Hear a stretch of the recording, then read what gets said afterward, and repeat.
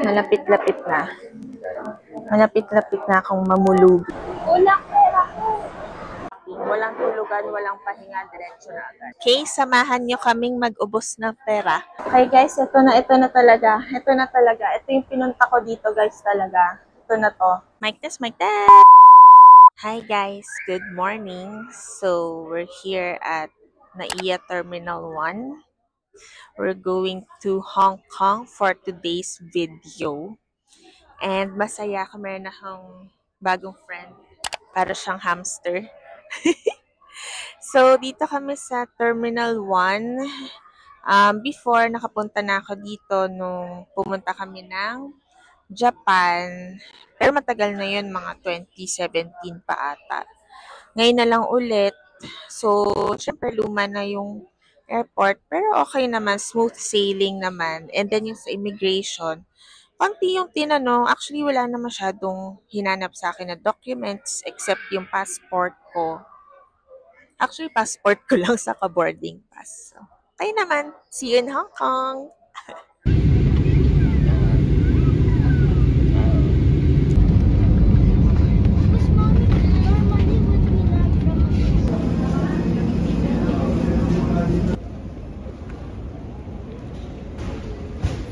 So, kukuha tayo ng, ng 100, sabihin sana pesos, 100 HKD na Hong Kong night treat. So, 1 million visitors.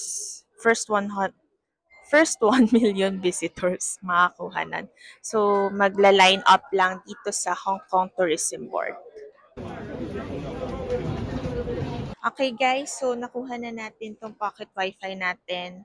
Sa Klook natin to binili. Wala pa nga lang akong discount code. So, abangan nyo na lang pag naging viral tong video natin. So, kukunin nyo siya sa counter A09 paglabas ng arrival hall.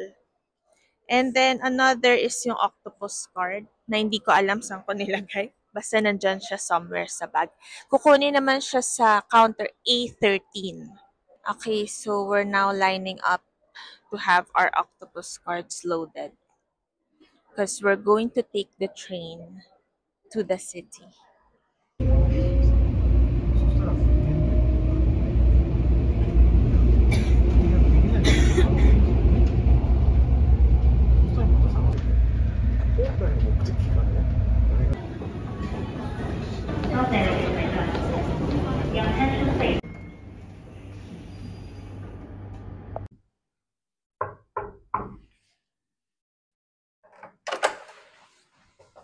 Hello guys, welcome to our room dash living on Pratt Avenue here in Tsim Sha Tsui. Tama ba yung pag-pronounce? Di ko alam. Relatively, pagpasok mo, malaki yung room, tapos malinis. Tapos may dalawang wardrobes dito. Tapos pwede nyo dito ilagay yung mga luggage nyo. And then, when you turn right, pwede dito, may outfit check kayo dito, parang full body mirror. And then here, malaki din yung CR. Imagine, oh. Tapos may sarili siyang room. Kasi yung ibang hotel, parang glass lang. Tapos, yun na yung CR. Ito, may shower ka, toilet, and then, sink kung saan ka mag-wash ng hand, mag-brush. Okay. Ito nga pala is a service apartment. Parang gano'n siya. So, wala lang siyang daily housekeeping but they will replace your towels every day naman. So, yun yung na-mention sa amin sa reception. And then, when you go here, ito yung parang mini bar, cafe, bar area. And then, here is yung parang working desk where you can just place your things on top. And then, yung TV natin. Then, meron ding big drawers dito kung kailangan nyo. And then, here, yung window. Ang view niya is yung katapat na hotel. Oasis Avenue. Same, hindi venue eh. Same area sila, pero mas mahal yung tatawid ka lang na hotel. So, I guess, mas better dito. And then, malaki yung bed. As in, it will ang tawag doon, it will bed 2 persons comfortably.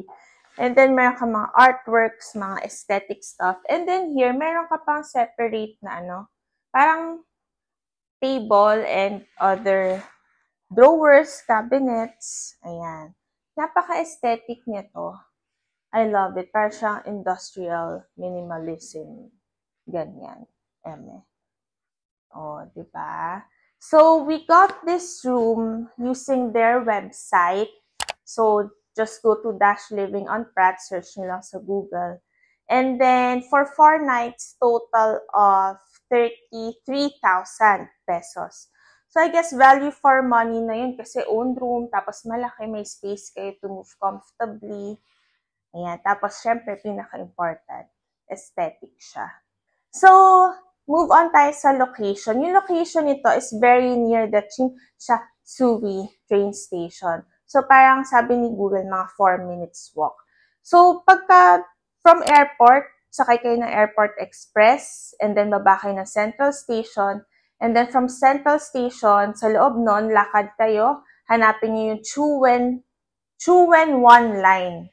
And then, sakay kayo doon, mga 2 stops lang, baba na kayo sa Chinshatsui Station. And then, when you go down, exit kayo sa D2 exit, and then turn right, dire-diretso, lakad 4 minutes. Yon, makikita niyo na tong Dash Living on Pratt. And then, sa baba, hindi kayo magugutom kasi sobrang dami yung dadaan ng restaurants. And yung may mga gustong mag-shopping, meron dong mga Rolex agad. So, kung gusto nyo gumastos agad, yun agad. Pero yung food, sobrang dami, iba-iba. May McDo, may mga kebab, may mga Korean, Chinese, yan. So, yan.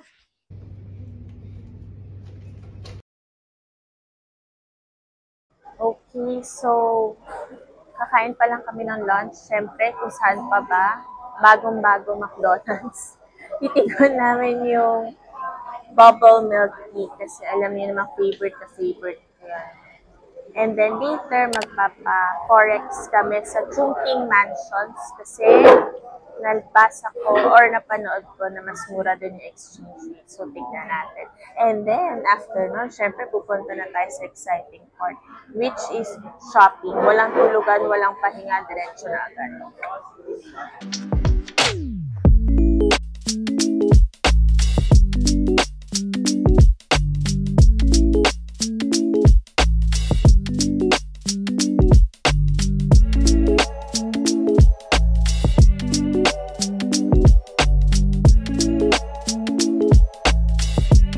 Guys, ito na talaga yung pinaka-exciting part. Nandito na tayo sa Florencia Village. If you can see over there, you can see the brands is Saint Laurent, Burberry, Lane Crawford, Prada. So in 2 minutes, hindi nyo na ako makakausap kasi mag-shopping na ako. Let's go!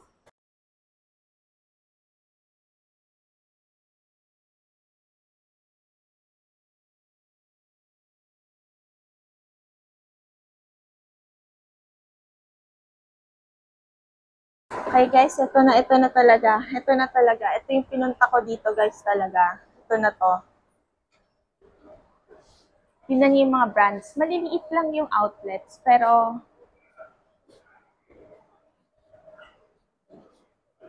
okay, may Furla, may Prada, Vivienne Westwood. Ba't sarado yung Prada? Ah, dito pala entrance. Tory Burch.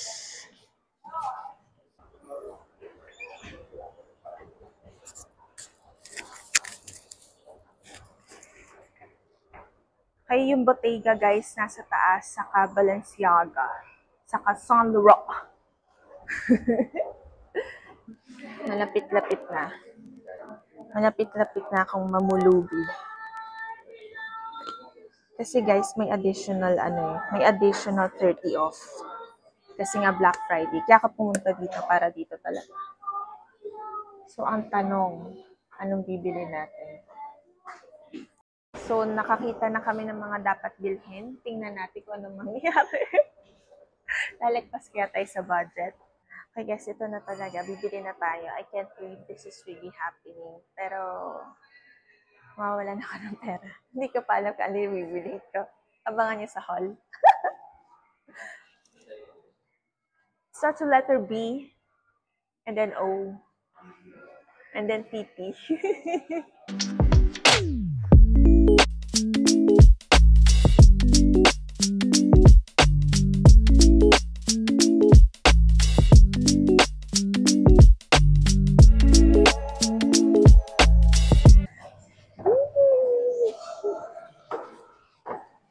Ito na po ang mga... Wala na, uwi na ako. Wala na akong pera eh. Uwi na ako, bye-bye. Wala na ako ibang pwedeng gastusin. Okay guys, ito na po ang damage natin. Isang Saint Laurent at isang Bottega Veneta. Take note, first day pa lang po namin yan. At sa mga susunod na araw, tignan pa po natin kung ano mabibili.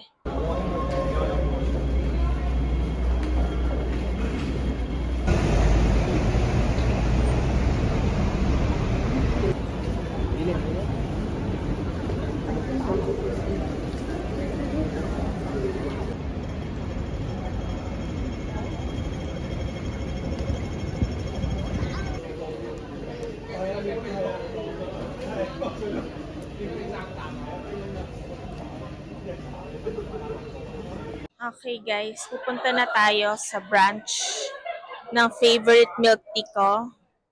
It's called Chicha Sanchen.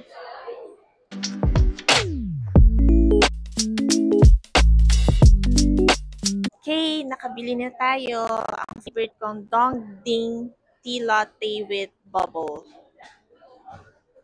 Yay!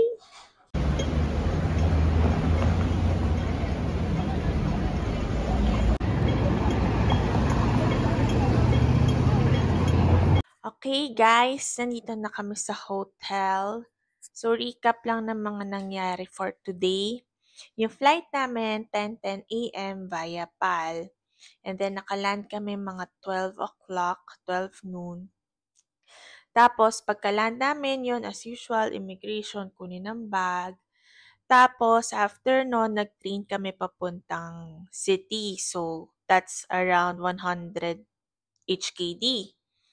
Tapos, nag-check-in kami dito nga sa Dash Living on Pratt. After nun, konting binabalang namin yung bags. Tapos, kumain kami ng late lunch sa McDo near our hotel.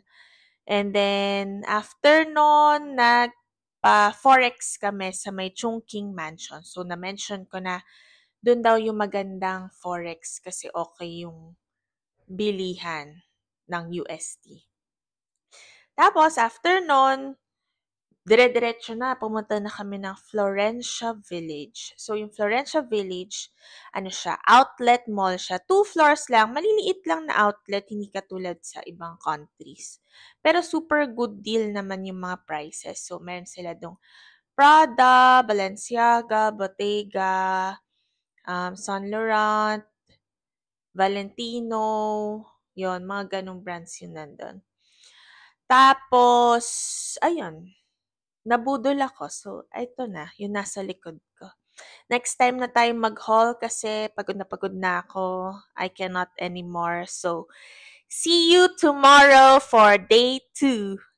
Okay guys, welcome to our day 2. So, we're gonna start with the Hong Kong Cultural Center dito sa likod ko. So, syempre, kumuha muna kami ng mga aesthetic pictures para sa IG. And then, we're going to an aesthetic cafe naman. So, that will be in Cupping Room, Harbor City. Tara!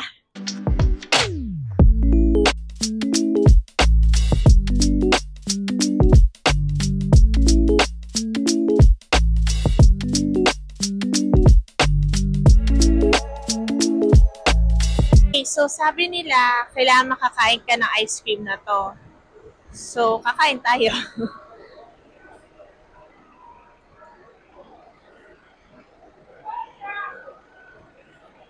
Merong soft ice cream, nutty drumstick, ice cream cup, jumbo orange. Hello, one soft ice cream, please.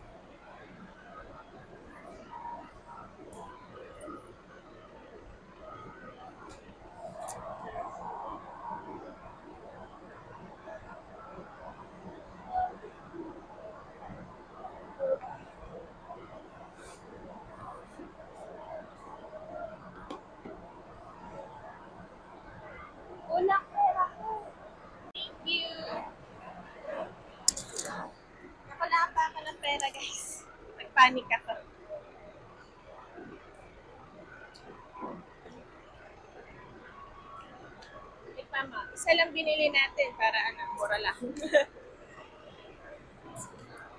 Sarap, na? So, nandito tayo ngayon sa the copying room or copying room. So, this is a very aesthetic coffee shop but very expensive as well. Isang drink and isang sandwich, 882 pesos na agad. So, hati lang kami kasi mahal eh. Kaya na lang ulit kami mamaya. Pero super ganda dito. Tingnan nyo dito. Oh, 'di ba?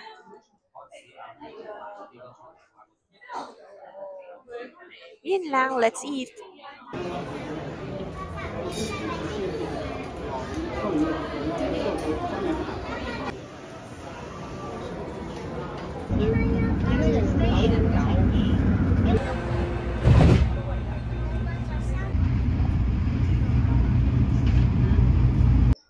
Okay everyone, nakarating na tayo sa next outlet natin, City Gate Outlets. Pagbaba mo ng Tung Chung Station, dire-diretso lang, nandiyan na agad yung mga stores. Okay, samahan nyo kaming mag-ubos ng pera.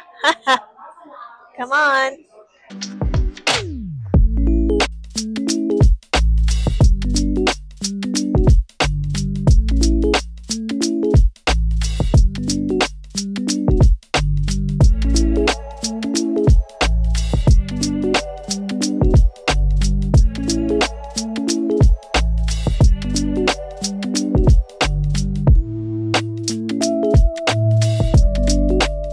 Guys, dito sa City Gate, hindi naman masyadong sale. May notion ka lang na outlet siya, kaya mapapabili ka. Pero be a smart buyer.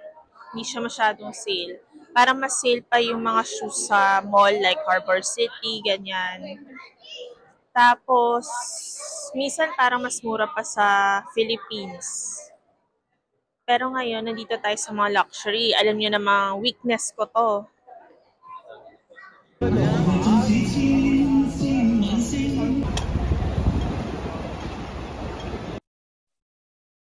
Hey guys, good evening. It's already 9:45 p.m.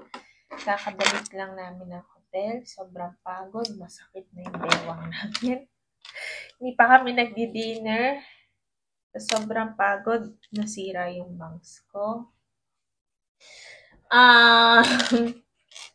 So, nag-take out na lang kami. Mayroong kebab place sa baba ng hotel namin.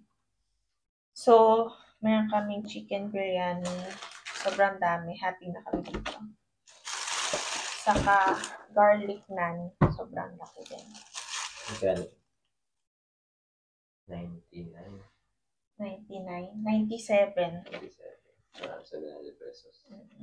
Mahal food dito. Hindi ko kinakaya. Around 1K. Tapos,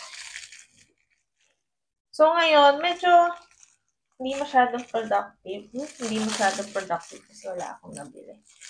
Pero yung sa City Gate, hindi masyadong worth it yung mga prices doon. Tapos, parang nasayang lang yung oras namin doon. Ano pa ba? Yun lang. Tapos, bumili kami dito sa may Adidas ng shoes for my father. Shout out to Roy Coronel. Tapos, bumili na din kami ng mga Hong Kong t-shirts, pampasalubong. Shout out to my mother, Sandra Coronel. Tapos, Goo. Bumili kami ng Goo. Yung sister brand ng Hong Kong. Ng Uniqlo. So, doon, madami kami nabili doon. Mga 5,000 plus pesos. Pero sobrang daming items noon. More than 5 items. Around 8 to 8 to 10 items. Mura na kasi. No, mura lang. So, yun pa lang yung nabibili ni Gio for this trip. Gusto ko makalamang siya sa akin sa gastos.